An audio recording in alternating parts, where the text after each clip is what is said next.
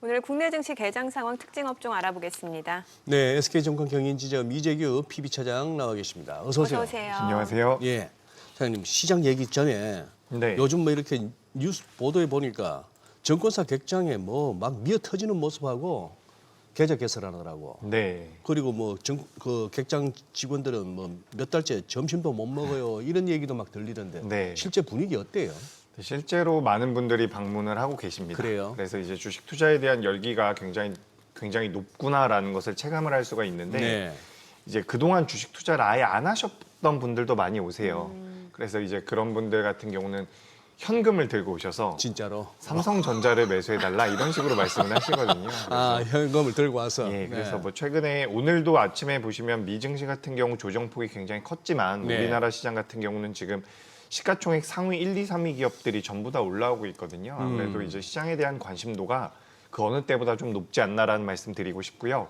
지금 우리가 고객 예탁금이 90조가 넘었다라는 이야기를 많이 하는데 네. 지금 CMA 통장 같은 경우도 자금이 100조 정도 들어와 있다라고 하거든요. CMA도. 그래서 그 CMA 통장이 들어와 있는 자금 같은 경우도 추후에 주식시장으로도 유입될 가능성이 있다라고 보여지기 때문에 지금 대기 매수세는 꽤나 많이 남아 있는 것 같습니다. 그래서 시장의 분위기는 아직까지 크게 꺾이지는 않는 것 같다. 그러니까 투자자 분들의 심리는 많이 꺾이지 않고 있는 것 같습니다. 예.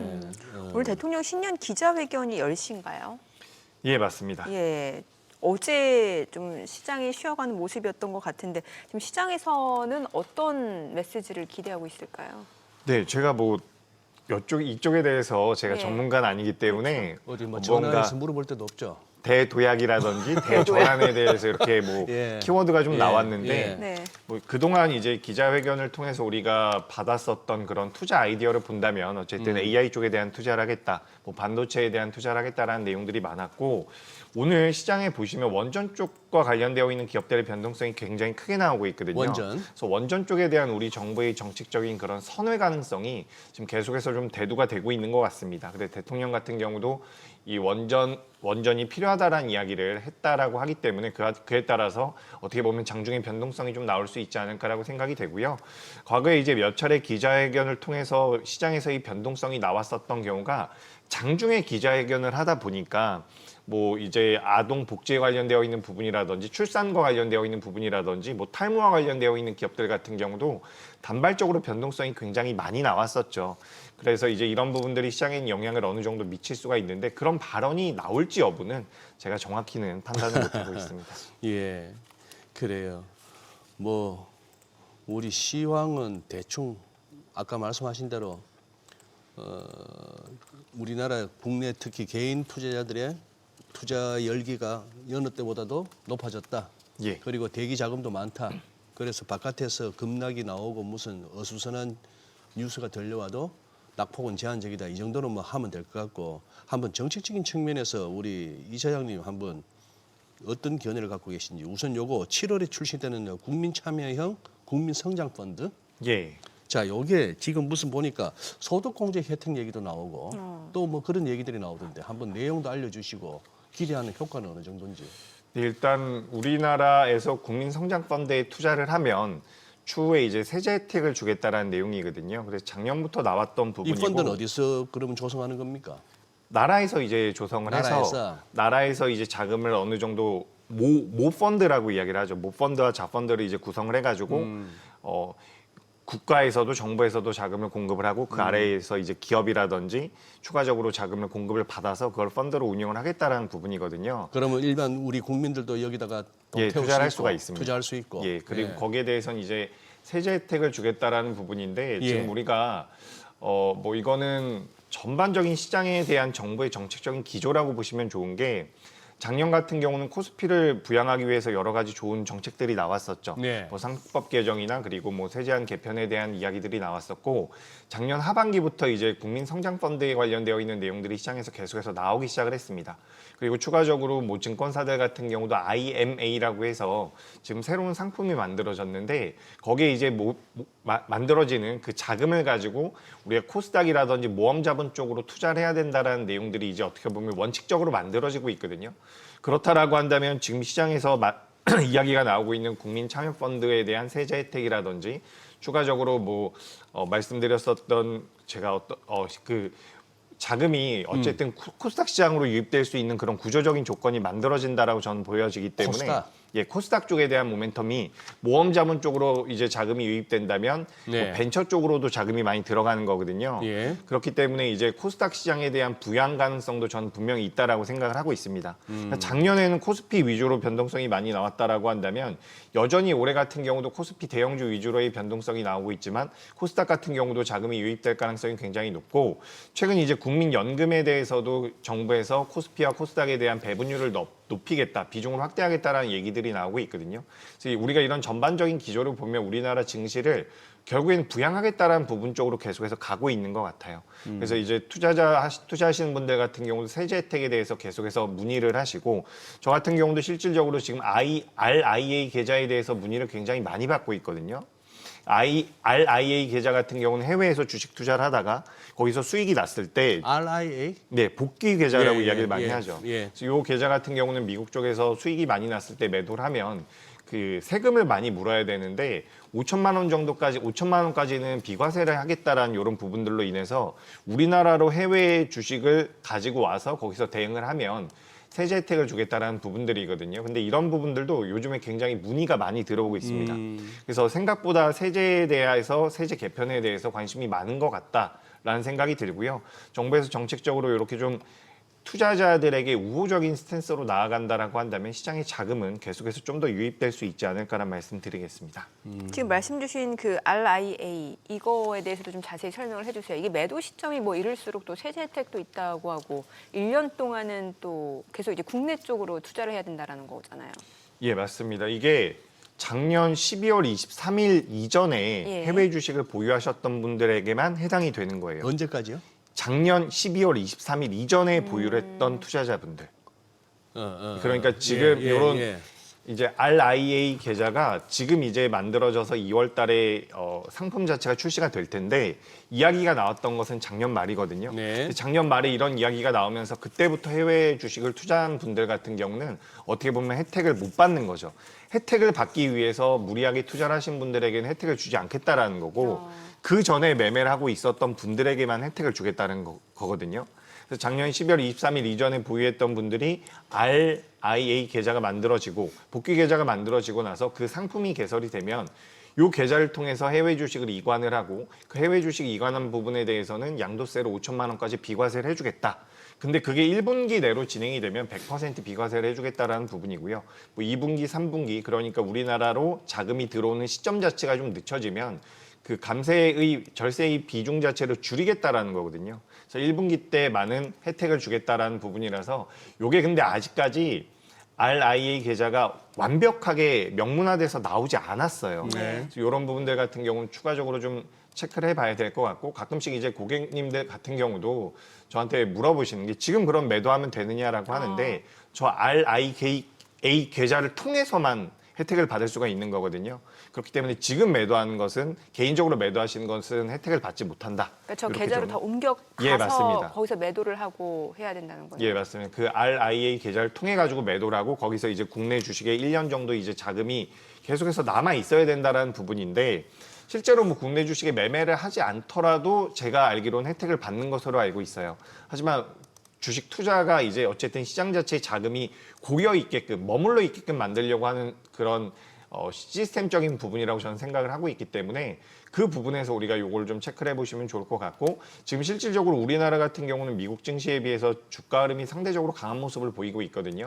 이런 부분들을 고려해 본다면 미국장에서 수익이 많이 났거나 해외 주식에서 수익이 많이 난 분들 같은 경우는 이번에 저 RIA 계좌가 만들어지면 상품이 개설이 되면 전 그래도 한번 이용해 보시는 게 좋지 않을까. 근데 여기에 이제 근거가 되는 부분들은 환율이 너무 강하다라는 부분이죠. 작년에 뭐 250조 원이 우리나라에서 해외 주식 투자로 나갔다라고 하는데 그래서 이제 뭐 우리나라 원화의 가치가 약세를 계속해서 보여서 거기에 대해서 좀 해소를 하기 위해서 이런 상품들이 만들어진다라고도 이야기가 되는데 얼마나 효과가 있을지는 좀 봐야겠지만 그래도 어쨌든 정책적으로 계속해서 무언가 나오고 있다라는 것은 우리 시장에 대한 재평가는 조금 더 이어질 수 있지 않을까 이렇게 좀 연결고리를 만들어가면 될 것 같습니다.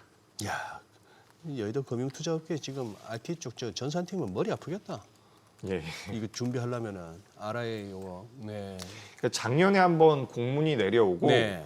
해당 관련된 내용들이 업데이트가 많이 안 되다가 글쎄. 또 언론 통해 가지고 이렇게 좀 나온 부분들이 있거든요. 네. 그래서 뭐 새로운 내용들이 나오면 다시 한번 뭐 방송에서 말씀드려보도록 그러시죠. 하겠습니다. 아니 어제가 아니고 뭐 며칠 전부터 한전이 막 풀풀 뛰던데 한국전력 주가가 그러게요, 막. 혹자들은 뭐 한전 뛰는 거 볼 게 다 왔다 하는데 우리 보이 뭐 다 왔다 소리는 함부로 할 게 아닌 것 같고 우리 시장은 오늘도 이거 10시 전에 이거 플러스 돌릴 것 같은데 지수 지금 발전 5사 통폐합이 무슨 내용입니까?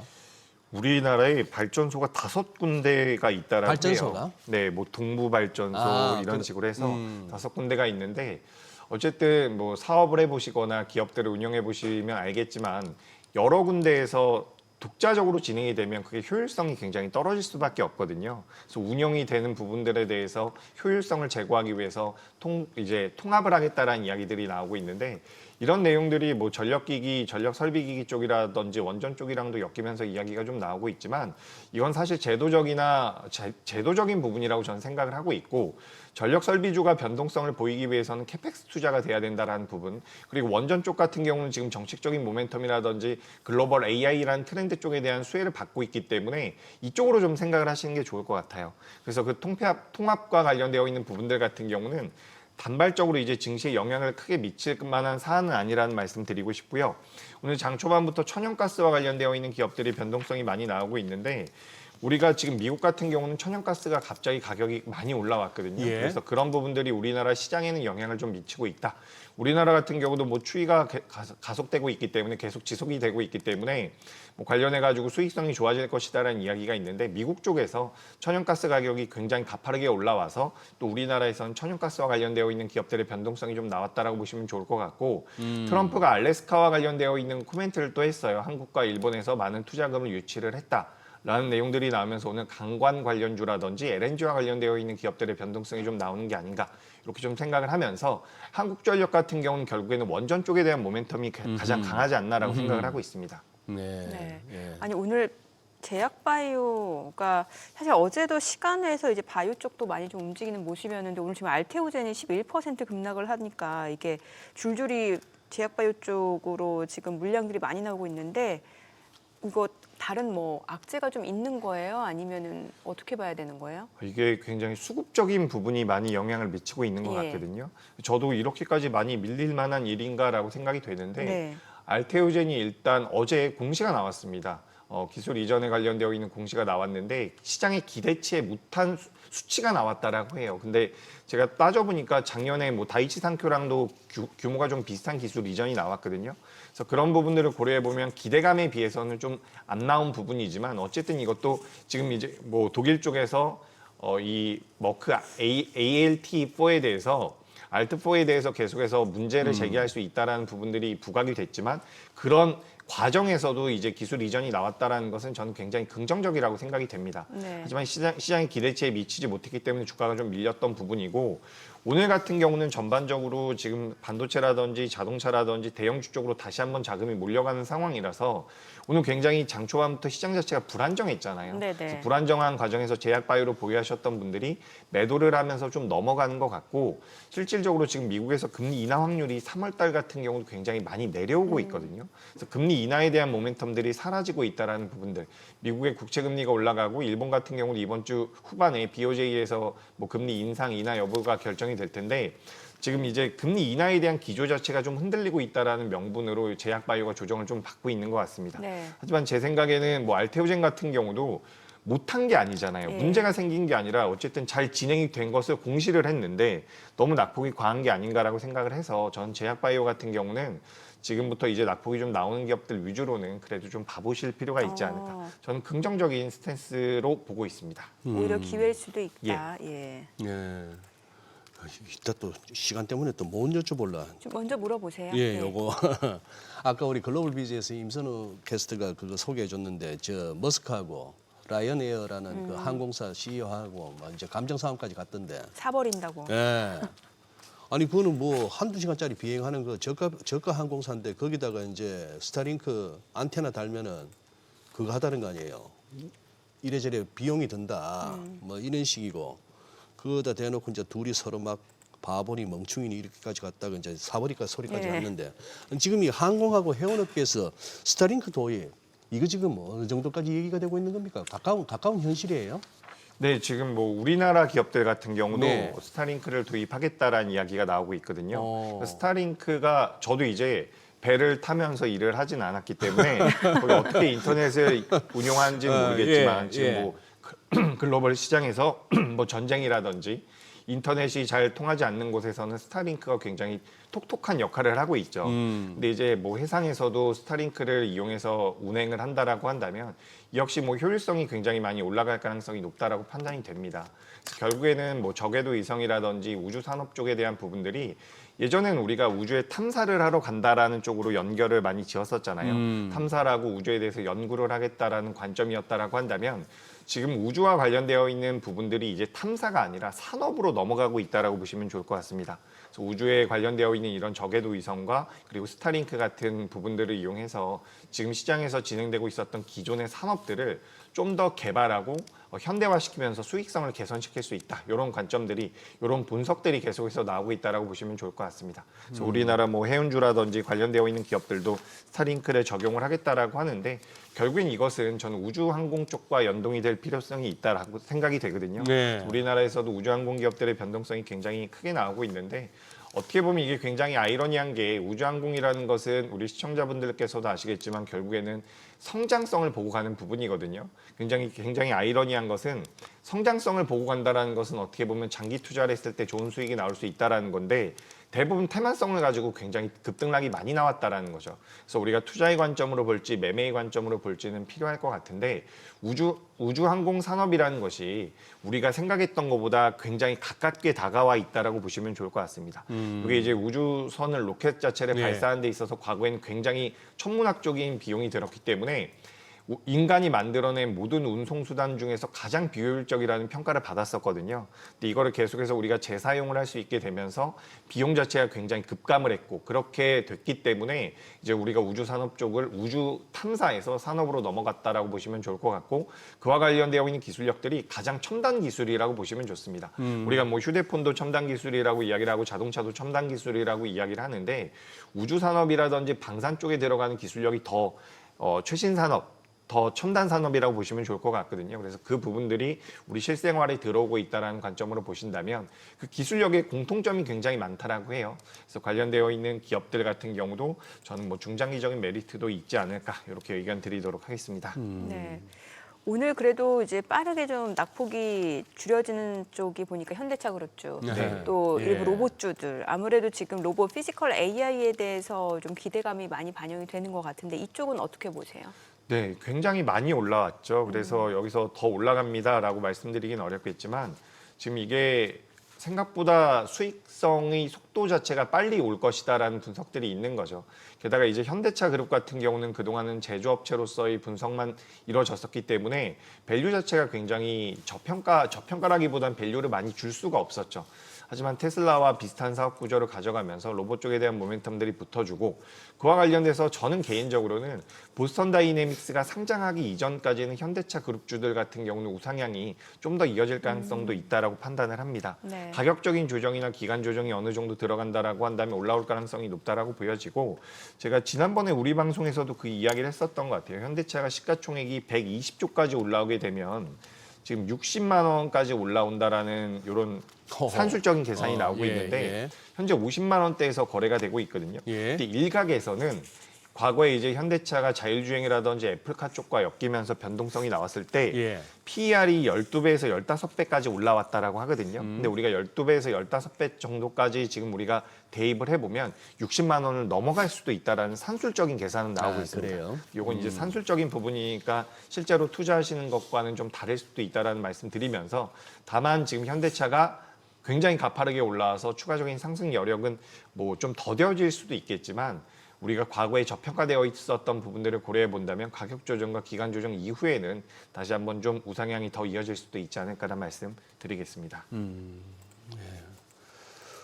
방산주는요? 방산주도 짧게 좀 알려주세요. 네. 예. 방산주도 요즘에 뭐 우주항공 쪽과 엮이는 네, 기업들 맞아요. 같은 경우는 한국항공우주라는 기업도 있고요. 또 한화 에어로스페이스 같은 경우도 주가 흐름이 잘 나오고 있는데 방산주 같은 경우는 저는 개인적으로 최근 글로벌 정세의 특성상 변동성은 계속해서 좀 상방으로 만들어질 가능성이 높아 보입니다.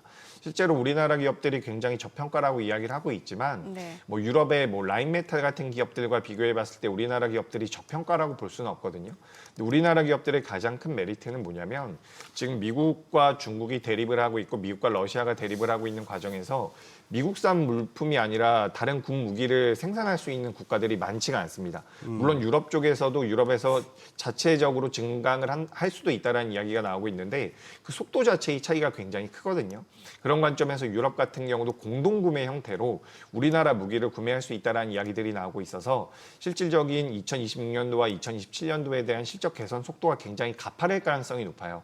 그렇게 된다라고 하면 저평가로 다시 한번 들어갈 가능성이 높다라고 보여지기 때문에 글로벌 정세의 특성상 방산주 같은 경우는 좀 우상향이 좀 더 열려 있지 않나라고 말씀드리고 싶고요. 우리가 이제 그 항공과 관련되어 있는 공대공 무기 쪽에 대한 관심도가 높아지면서 뭐 LIG 넥슨이라든지 이런 기업들의 변동성이 굉장히 컸는데 지금 유럽과 러시아의 전반적인 전차 대수를 계산을 해보면 러시아 한 국가가 유럽 전체 국가보다 전차의 대수가 수십 배가 더 많습니다. 그렇기 때문에 우리가 전차 쪽에 대한 모멘텀 같은 경우도 현대 로템이라든지 관련되어 있는 기업들 같은 경우는 받을 가능성이 있다라고 보여지기 때문에 뭐 방산주도 전반적으로 긍정적인 의견 드리도록 하겠습니다. 네. 짧게라도 정민앵크 때문에 두산 에너빌리티 98,000원에서 쌍봉 비스무리한데 어떡할까요? 네, 원전은 저는 지금 시세가 다른 대형주나 다른 업종들에 비해서 굉장히 많이 낮다라고는 생각하지 않거든요. 지금 두산 에너빌리티의 시가총액이 60조가 넘어갑니다. 우리가 시장에서 원전에 대한 수익성이라든지 사업성에 대한 우려를 많이 했지만 시가총액이 60조까지 올라왔다는 것은 이미 시장에선 인정을 하고 있다라고 저는 생각을 하거든요. 원전과 SMR 쪽에 대한 부분들. 전 이제 SMR 쪽에 대한 모멘텀은 온전히 반영이 안 됐다라고 생각을 하는 부분도 있기 때문에 저는 원전 쪽 같은 경우는 두산 에너빌리티나 뭐 그 아랫단에 있는 한전기술 같은 경우도 우상향은 좀 더 이어질 가능성이 높다. 저는 그래서 오늘 사실 오늘 조정을 크게 받으면 우려할 만한 사안들은 좀 있어요. 근데 네네. 업종을 기준으로 본다면 저는 긍정적인 의견 가지고 있습니다. 알겠습니다. 입이 귀에 걸리네. 내용 잘 맨입에. 들었습니다. 네.